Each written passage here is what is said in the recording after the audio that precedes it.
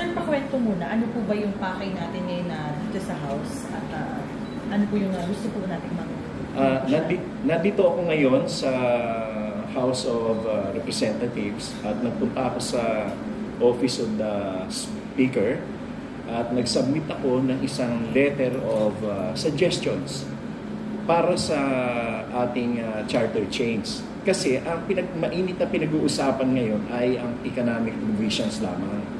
Sa isip-isip ko naman, bakit nililimit lang natin sa economic provisions ang magiging amendment sa konstitusyon? Bakit hindi pa natin isabay ang mga political provisions? Kasi kahit na anong gawin natin na economic provisions dyan, na pagbabago, kung yung ating political provisions in the Constitution na sa tingin natin, ay sa tingin ko itong mga nakaraang 30 taon na mahigit, ay hindi rin nakapagbigay ng magandang pagbabago o ng political culture maturity sa ating mga kababayan.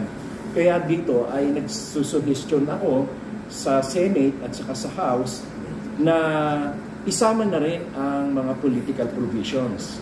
Kagaya na lamang halimbawa ng itong terms ng local government officials, local government units. Kasi ang sa ating 1987 Constitution, sila ay 3 taon lamang. Every 3 years nagkakaroon tayo ng national elections. Napakalaking gastos niyan. Umaabot ng 10 to 12 billion pesos. Yung gastos pa lang ng COMELEC. Alam niyo ba yung 12 billion pesos na yan? That is already enough or sufficient to modernize our post-harvest facilities para gumanda yung ating agrikultura, ma-improve yung ating rice production. Kasi ang kailangan lamang nila is yung 10 to 12 billion para ma-modernize yung ating mga facilities. Hindi yung sakali sila nagbibilad ng palay. Hindi yung napakabagal ng paggigiling ng palay. Marami ang nabubulok kasi mabagal ang patuyo ng palay, mabagal din ang paggiling. At yan ay ang 10 bilyon hanggang 12 bilyon na yan ay kaya nang sagutin yan yung mga new school buildings. So every 3 years gumagastos tayo ng 10 to 12 billion. Mga tulay, mga infrastructure, mga hospital. Napakaraming kulang na hospital sa ating mga kababayan sa mga probinsya. Pero ginagastos natin yan every 3 years, yung 10 bilyon na yan.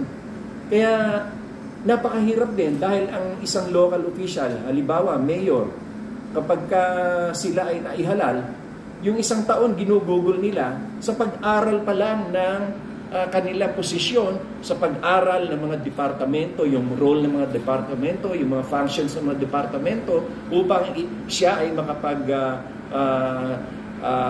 dulot ng pagsisilbi. Ang nangyayari, yung first year, puro aral pa lang. Second year, doon pa lang sila mag-aaral ng implementasyon ng mga proyekto, mga plano ng proyekto. Third year, mangangampanya na uli sila kasi andyan na naman yung eleksyon. So, ang laki ng nasasayang na pondo sa taong bayan, ang laki ng nawawala na benepisyo sa taong bayan. That is why a lot of our municipalities are still very poor. It's because we are focusing on politics rather than governance, rather than continuity, stability of and the stability of governance. Kaya siguro ito na yung panahon kung magkakaroon tayo ng amendments ng Constitution, dapat isabay na rin yung political. Isabay na rin yung political. At dito ay sinusuhisyon ko rin na tayo ay mag-revert dun sa parliamentary system kung saan ang gobyerno ay tinapatakbo ng Prime Minister at yung President ay nagsisilbi na Head of State, Head of Foreign Relations, and Commander-in-Chief of the Armed Forces of the Philippines. Pero yung day-to-day operations of the government, day-to-day functions of the government, dapat yan yung Prime Minister kasama yung mga ministers na manggagaling din sa House of Representatives at sa Senate o sa buong Congress.